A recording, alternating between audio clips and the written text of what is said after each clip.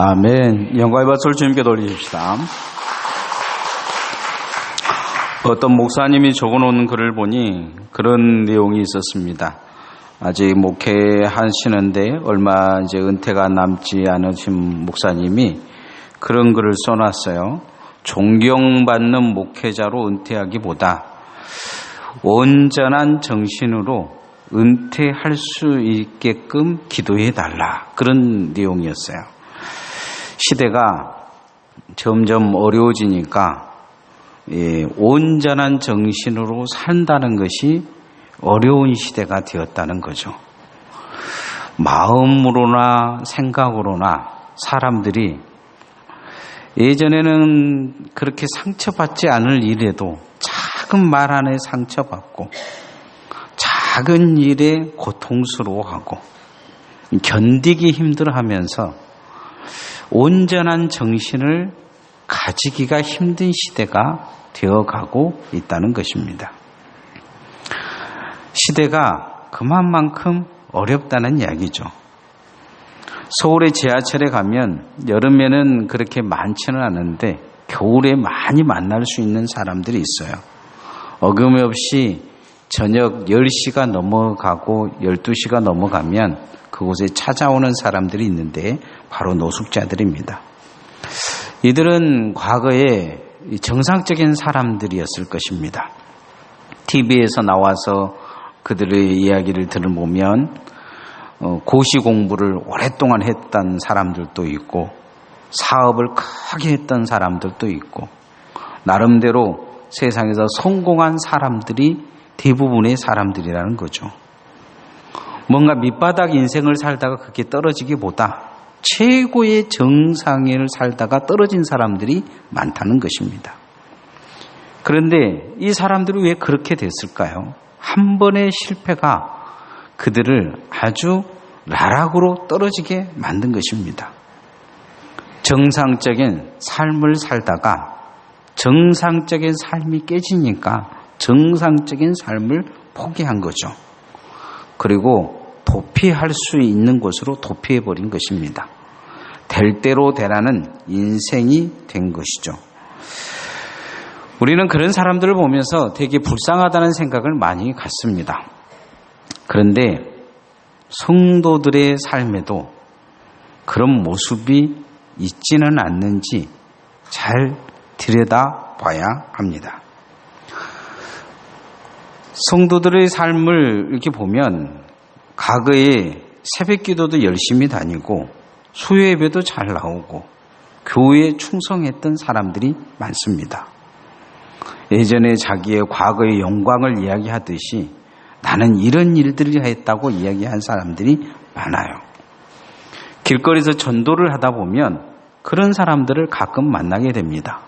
젊어서 교회 안에서 청년 때 찬양 인도도 하고 나름대로 교사도 하고 정말 어느 교회 다녔으면서 그렇게 열심히 했다고 고백하는 사람들의 모습을 가끔은 봅니다. 그런데 그들의 현 주소는 지금 교회를 나가지 않고 있는 사람들이 많을 뿐만 아니고 가끔 교회를 나간다는 거죠. 어떤 사람들은 떠돌이 신앙이 되어버린 거예요. 이 교회 저 교회 떠돌이가 된 것입니다. 1, 2년 머물다가 또 옮기고 1, 2년 머물다가 또 옮기는 떠돌이 신앙의 노숙자가 되어버린 것입니다. 그러면서도 자기 자신들을 그리스도인이라 이야기를 합니다. 왜 이들이 신앙의 노숙자가 되었을까요? 그것은 뭔가 신앙의 상처가 있었기 때문일 것입니다. 그들을 나락으로 떨어뜨리는 그 무언가가 있었을 것입니다. 그런데 그런 삶을 사는 이유가 뭐냐면 신앙을 도피해버린 거죠. 오늘 우리가 이렇게 같이 예배를 드리는 성도들의 모습을 보면 그런 분들은 없는 것 같아요. 왜냐하면 그런 분들은 오늘 이 자리에 나올 일이 없기 때문이죠. 그래서 한번 물어봅시다. 신앙의 노숙자는 아니죠. 네? 옆 사람 한번 물어보시라고. 자, 신앙의 노숙자는 아니죠. 네. 자신 없게 물어보지 못하는 것이 좀 문제가 있는지도 모르겠어요. 우리가 우리 자신에 대해서 우리가 세상에서 노숙자가 되어진 것처럼 내 신앙이 노숙자로 바뀌어가고 있지는 않는지 자기 자신을 잘 들여다봐야 합니다. 과거에는 그렇게 정상적인 신앙으로 성장해 갔는데 어느 순간부터 신앙이 이게 정상적인 것이라고 말할 수 없는 내 자신의 신앙에 대해서 누군가에게 정확히 이야기하면서 이렇게 살아라고 이야기하고 권면해 줄 수 있는 상황이 아닌 자기 자신에 대해서 부끄럽게 생각하고 자기 신앙을 감출 수밖에 없는 상황으로 돌아가고 있다면 그 신앙은 한 번쯤 점검해 봐야 될 필요가 있는 신앙일 것입니다. 오늘 성경에 보면 온전한 믿음의 모델을 성경에서 제시해 주고 있습니다. 그런데 이 사람은 다른 사람이 온전하다고 이야기하기보다 자기 스스로가 온전하다 이렇게 말할 수 있는 자신감이 있는 거죠. 내가 온전하다, 온전한 신앙을 가졌다. 성경이 가르쳐주고 있는 이 모델은 갈렙이라는 사람입니다. 이 사람은 성경적으로 보면 이스라엘 사람의 전통의 혈통을 가지고 있는 사람은 아닙니다. 약간 이방의 혈통을 가지고 있지만 그 믿음이 얼마나 뛰어났으면 유다 지파의 이 대표가 되었고 나중에 하나님께서 인정하실 만한 대표적인 믿음의 사람으로 그렇게 남는 것을 볼 수가 있습니다. 이 사람은 자기 자신이 온전했는데 어떻게 온전했느냐? 첫 번째, 그는 성실하게 그리고 충성스럽게 하나님을 따랐다 이야기를 합니다. 자신이 어떻게 온전하냐? 너가 어떻게 온전하냐고 누군가 물어보면 나는 하나님 앞에 성실하게 신앙생활을 한 사람이다. 나는 하나님 앞에 충성하게 헌신한 사람이다. 이렇게 이야기를 합니다. 이것은 시작에서 이야기하는 것이 아니고 어떤 중간에서도 이야기하는 게 아니고 지금 끝 지점에서 말한 것입니다. 이렇게 나는 평생을 살아왔다. 이 고백을 하는 것입니다. 저는 우리가 주님 앞에 섰을 때 이 고백을 할 수 있기를 소원합니다. 따라합시다. 성실하게, 충성스럽게, 끝까지 갑시다. 노숙한 사람들을 보면 쉽게 느낄 수 있는 것은 성실한 낱말을 쓸 수가 없어요. 자기 삶에 그 무엇에 충성이란 낱말도 쓸 수가 없습니다. 그들의 특징을 보면 느리다는 거예요. 일어나는 것도 보면 아파서 느리는 게 아니고 게을러서 느리는 것입니다. 걷는 모습도 보면 어디가 몸이 불편해서 그렇게 느리게 걷는 게 아니고 목적이 없으니까 천천히 걷는 거예요. 빨리 갈 이유가 없는 것이죠. 아침 일찍 일어날 이유가 없는 것입니다. 뭔가 최선을 다할 이유가 없어요. 하루 한 끼 먹으면 그것이 만족되는 것입니다. 게으름이 습관되어 버린 것입니다. 목적 없는 삶을 사는 것입니다. 신앙생활에도 보면 목적을 잃어버리면 첫 번째 사라진 게 뭐냐? 기도가 사라집니다. 신앙의 목적이 없는 거죠. 기도가 사라지면 그 다음 타격은 어디에서 오느냐? 예배가 그의 삶에서 사라지기 시작합니다. 대부분의 사람들은 그런 이야기를 해요. 바빠서, 뭐해서 이렇게 이야기하지만 가장 큰 문제는 뭐냐면 목적이 사라지기 때문에 신앙이 병든 것입니다. 전에 있는 제가 다녔던 그 목회했던 교회는 도시에 있기 때문에 새벽에 아침에 이렇게 나오면 교인들이 새벽에 어디를 가는지 가끔 이렇게 봅니다. 그런데 새벽에 바빠서 잠이 많아서 새벽 예배 못 나오다 하신 분들이 가끔은 보면 낚시 가방 메고 가고 골프 가방 메고 가는 것을 제가 가끔 보게 됩니다. 뭔가 바쁘게 가요.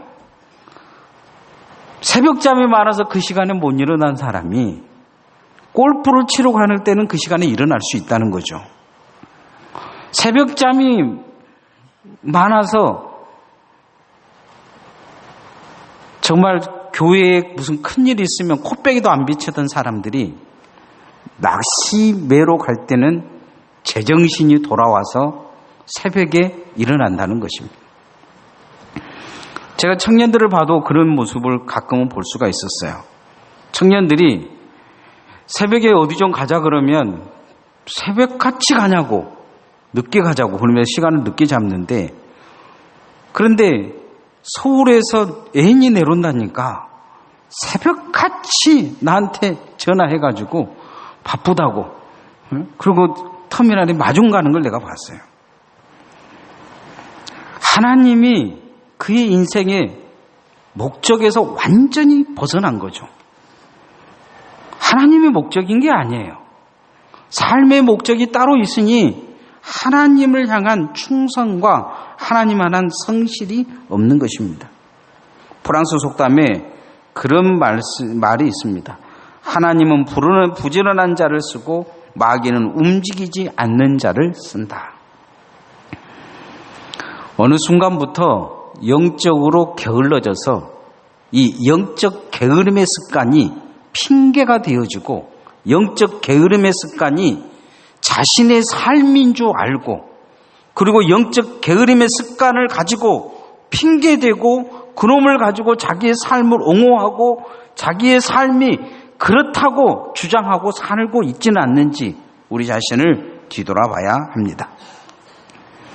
이 게으름은 반드시 핑계를 가지고 되고 있고, 이 게으름은 무책임을 가지게 만듭니다.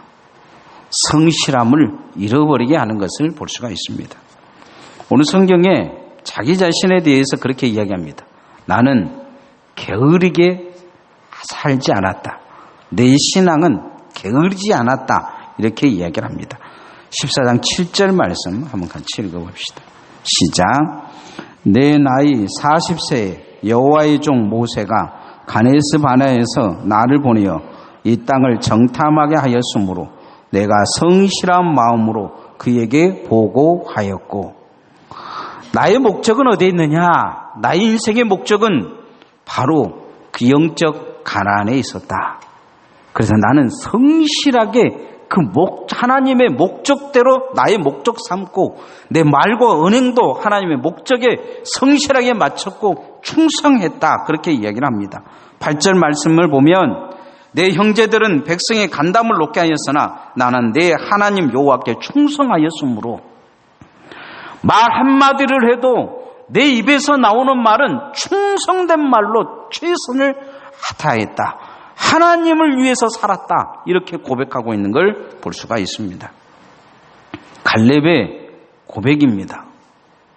영적으로 게으르지 않았다. 이렇게 이야기를 합니다. 핑계대지 않았다. 피하지 않았다. 우리가 하나님 앞에 이 성실과 충성으로 신앙생활을 해야 될 줄 믿습니다. 가정에서도 직장에서도 성실해야지만 특히 하나님 앞에서는 영적으로 성실해야 됩니다. 그러기 위해서는 목적을 다시 하나님께 잡을 수 있기를 소원합니다. 세상의 것에서는 날 세면서 충성하면서 하나님의 일에 대해서 충성하지 않는다면 그게 무슨 하나님의 사람이요, 그게 무슨 예수 믿는 사람이겠습니까? 정말 세상의 무언가를 위해서는 모든 걸 투자하고 땀 흘리면서 하나님의 일을 위해서는 뭐 하자 그러면 게으른 말을 그 입에서 튀어나오면서 시간이 없다, 바쁘다, 정말 시간 없고 바빠서 하나님께 충성하지 못하는 것인지, 삶을 뒤돌아보면 얼마나 내가 영적으로 게으른지 뒤돌아볼 수 있을 것입니다. 축복의 통로라고 하는 요셉을 보면 그가 얼마나 부지런했는지를 알 수가 있어요. 그는 마음으로도 하나님을 향해 충성하려고 최선을 다합니다. 10달란트 남긴 자와 5달란트 남긴 자를 하나님이 충성된 종이라 이야기하십니다. 그러나 1달란트 남긴 자를 뭐라고 이야기하시냐면 악하고 게으른 종이라 이야기하십니다. 주님 앞에 섰을 때 정말로 착하고 충성된 종이라고 주님 앞에 칭찬받을 수 있는 주님의 종들 되어지시기를 소원합니다.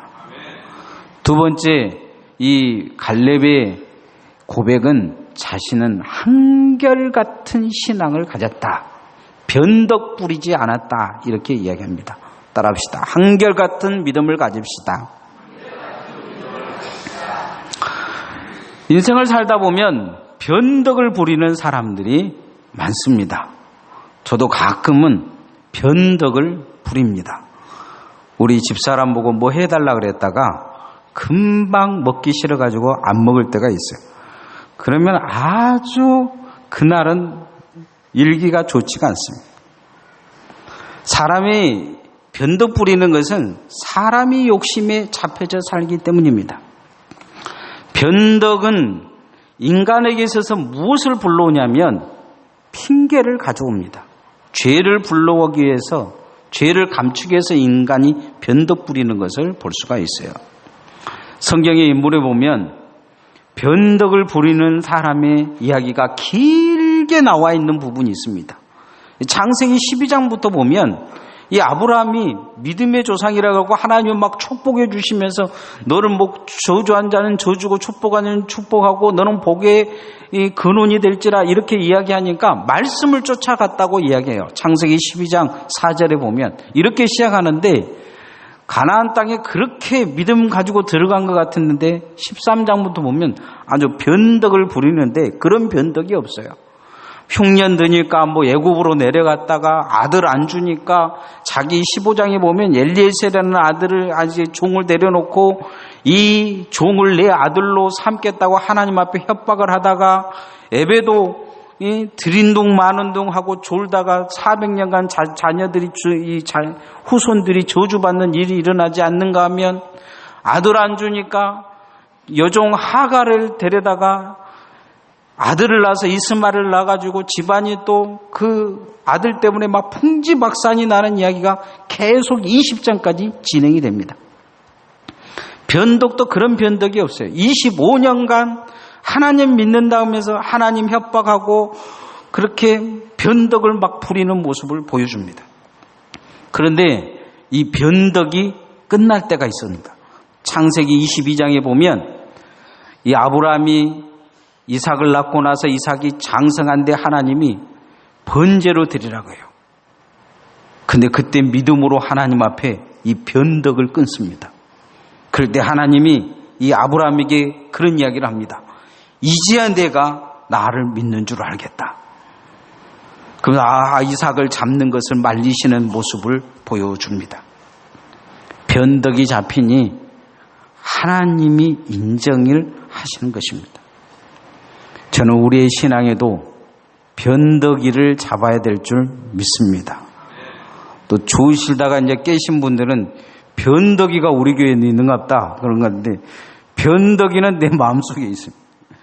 변덕이를 오늘 잘 잡으시기를 소원합니다. 신앙도 보면 아주 변덕을 부리는 사람들이 많아요.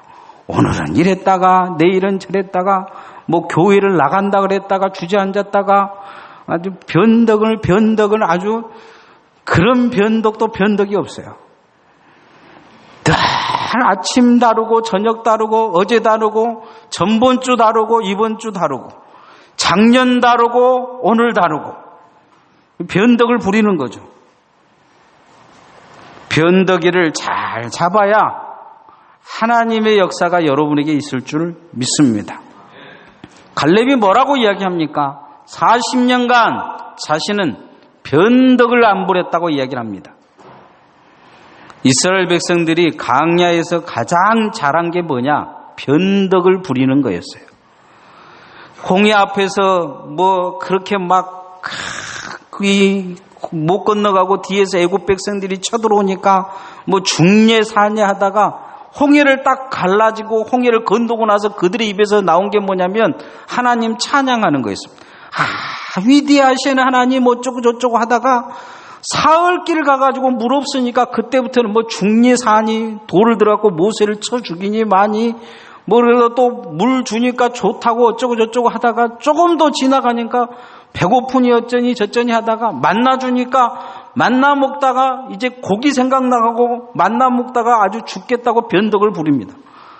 하나님이 그 변덕 부리는 그 순간부터 이 백성들을 치기 시작하셔요. 신앙생활은 변덕을 부리면 영적 가나안은 들어갈 수가 없습니다. 하나님이 이 변덕쟁이들은 절대 못 들어갈 거다 이야기합니다. 천국도 변덕 부리는 사람들은 위험합니다. 변덕은 불신앙을 불러오기 때문이에요. 오늘 이랬다가 내일 저랬다 하면 오늘 믿었다 내일 안 믿을 수 있어요. 이게 변덕적인 신앙이에요. 변덕이 잘 잡히기를 소원합니다. 올해 꼭 변덕을 잡으시기를 소원합니다. 분위기가 변덕 잡을 생각은 별로 없는 것 같은데 그래도 꼭 잡았으면 좋겠습니다. 마지막 세 번째 이 갈렙이 했던 것 중에 한 가지가 뭐냐면 자기 자신은 승리한 믿음으로 섰다 이렇게 이야기를 합니다. 하나님 앞에 여러분이 그 승리한 믿음으로 설 수 있기를 소원합니다. 따라합시다. 끝까지 승리합시다. 하나님 앞에 이 끝까지 승리해야 되는데 변덕 부리는 사람들이 하는 습관이 있어요. 그건 뭐냐면 핑계 대는 것입니다. 늘 변명하는 거죠. 아담이 변덕을 부려요. 하나님 앞에 충성한다 그러다가 변덕을 부려가지고 하나님같이 되려고 합니다. 선악과가 맞고 나서 하나님 물어요. 왜 그랬냐 그랬더니 여자가 그랬다. 핑계대죠. 사단이 그랬다. 가인이 동생 죽이고 나서 예배 잘못했는 것에 대해서는 전혀 회개하고 잘못을 뉘우치기보다 이 변덕을 부리면서 딴 이야기하는 걸 봅니다. 내가 내 동생을 이렇게 돌보는 사람입니까? 하면서 핑계대는 것을 볼 수가 있습니다. 사람들이 특히 신앙이들이 가장 많이 하는 핑계가 7가지 있다고 합니다. 첫 번째는 나는 할 수 없어요. 나는 능력이 없어요. 나는 재주가 없어요. 두 번째는 어떻게 하는지 몰라요. 세 번째는 시간이 없어요. 네 번째는 혼자 어떻게 해요. 다섯 번째는 나는 무서워서 못하겠어요. 여섯 번째는 그거에 할 여유가 없어요. 일곱 번째는 나는 그거 할 필요가 없는 것 같아요. 이렇게 이야기한다라고요. 핑계라는 것은 빠져나갈 수 있는 구멍을 만듭니다. 그런데 이 핑계는 정말 그 구멍 속에서 무엇이 새어나가냐면 믿음이 새어나갑니다. 핑계대면 기도가 새어나가요. 핑계대면 하나님의 복이 새어나갑니다. 핑계대면 회개하지 못합니다. 핑계대면 하나님의 역사와 멀어져 버립니다. 핑계대는 것은 쉽게 책임을 피해갈 수 있는 공간이 주어집니다. 아담은 범죄하고 핑계됨으로 회개할 기회를 잃어버립니다. 가인은 동생을 죽이고 핑계함으로 떠돌이 인생이 됩니다. 사울왕도 핑계됨을 통해서 귀신 들려서 결국은 하나님께 버림받습니다. 어찌 보면 성경에 나온 대로 보면 돌로 쳐 죽여야 될 사람이 누구냐면 다윗 왕입니다. 하나님이 그런데 선지자를 보내서 그 죄를 들춰내셔요. 그때 다윗은 핑계대지 않습니다. 밤새 하나님 앞에 침상에서 눈물이 침상을 젖도록 회개합니다. 주의 성신을 내게 거두시지 말라고 시편 51편에 그렇게 기도하고 외치는 모습을 보여줍니다. 피하지 않습니다. 오늘 성경의 갈렙은 85세가 됐는데 더 싸우지 못하겠다. 나이 막아놨다. 왜 나는 이렇게 성 안 주냐. 이런 핑계 대지 않습니다. 자, 14장 10절 말씀 한번 같이 읽어봅시다. 시작. 이제 보소서 여호와께서 이 말씀을 모세에게 이르신 때로부터 이스라엘의 광야에서 방향한 이 45년 동안을 여호와께서 말씀하신 대로 나를 생존하게 하셨나이다. 오늘 내가 85세로되 뒷구절은 읽지 않았는데 그런 이야기입니다. 내가 85세지만 아직도 싸울 수가 있다. 그러니까 안악 자손이 있는 그 강력한 거인들이 지키고 있는 헤브론을 내가 차지할 수 있도록 허락해달라 이야기를 합니다. 여러분, 제2인자인 이 사람이 어찌 보면 하나님이 약속했는데 여호수아 당신이 내가 이방에 피가 있다고 성도 안 주고 나를 무시하고 40년 동안 내가 이게 침묵하고 살았지만 이제 내가 침묵 못하겠다. 내 성 내놔라. 이렇게 말할 수도 있습니다. 어찌 보면 내가 나이 많아서 이제 아무것도 할 수 없으니까 성 내놔라. 이야기할 수도 있어요. 그런데 그렇게 이야기합니다. 아무도 이 성을 차지할 생각이 없는데 무서워서 다 덜덜덜 떠는데 내가 아직도 85세지만 장전처럼 싸울 수 있으니까 믿음이 있으니까 허락해달라. 어찌 보면 2인자의 모습이 아닌 가장 낮은 자의 모습처럼 여호수아 앞에 그 허락을 구하고 있는 모습을 보게 됩니다. 당신이 허락하든지 말든지 내가 가서 한번 확 쓸어버리겠다 할 수도 있는 상황인데 그렇지가 않아요. 철저히 순종하고 복종하는 모습을 보여줄 뿐만 아니고 나이 먹었다는 핑계가 아니다. 내가 할 수 있는 일은 끝까지 하겠다. 이렇게 지금 고백하고 있는 것입니다. 얼마나 멋진 사람입니까? 하나님 앞에 우리가 이런 끝까지 승리한 믿음을 가질 수 있기를 소원합니다. 세상의 작은 것에서 잡혀서 정말 중요한 신앙을 잃어버리면 안 됩니다. 신앙생활 하다 보면 아무것도 아닌 거 가지고 잡혀가지고 사람이 욕망과 질투와 시기와 경쟁에 붙잡혀서 진정 하나님 앞에 별과 같은 보석 같은 신앙으로 드러나야 될 부분이 잘못된 걸로 덧칠해져 버린 경향들이 가끔은 있습니다. 갈렙은 그럴 위기가 있는 특별한 사람입니다. 2인자잖아요. 어찌 보면 여호수아보다도 갈렙의 신앙이 더 뛰어나다고 성경은 이야기하고 있어요. 그런데 이 보석 같은 것을 그 세상에 어찌 보면 하찮은 것으로 칠해버리지 않냐고 정말 빛나는 그 신앙을 드러내는 모습을 볼 수가 있습니다. 하나님 앞에 섰을 때 우리도 이렇게 승리해야 될 줄 믿습니다. 이제 말씀의 결론을 맺으면 온전해지기가 어려운 시대입니다. 세상 사람들도 그렇게 이야기를 하잖아요. 조금만 누군가가 지나가면서 말 한마디 좀 잘못했다고 심지어 지나가면서 자기를 이렇게 한번 훅 쳐다봤는데 그냥 저 사람이 나를 깔본 것 같다고 칼 들고 가서 찔러버리는 그런 시대가 지금 우리의 시대입니다. 예전 같으면 상상하지 못할 일들이 일어나고 있어요. 그런데 교인들의 마음에도 마찬가지일 것 같아요. 그러니 오직 하면 목사님들이 온전한 정신으로 살고 싶다 할 정도의 시대이겠습니까? 이런 시대를 살아가는 우리가 온전한 믿음 갖기는 더 힘들 것입니다. 그러나 갈렙이란 이 모델을 통해서 우리가 어떻게 온전해질 수 있을 것인가 한번 깊게 생각해 봐야 합니다. 갈렙은 자기 자신을 성실한 것을 잃어보지 않게 해서 어느 상황이든지 성실하게 살고 어느 상황이든지 하나님께 충성하게 살려 몸부림쳤다는 거죠. 그리고 한결같은 신앙을 가졌다는 것입니다. 게으르지 아니하고 핑계대지 아니하고 변덕 부리지 아니하고 마지막까지 승리하는 믿음으로 살려고 몸부림쳤는데 오늘 그 승리를 향해서 내가 저 헤브론으로 가겠다 이야기합니다. 여러분에게도 마지막 다다를 영적 헤브론이 있습니다. 잘 다다를 수 있기를 소원합니다. 찬양하십시다.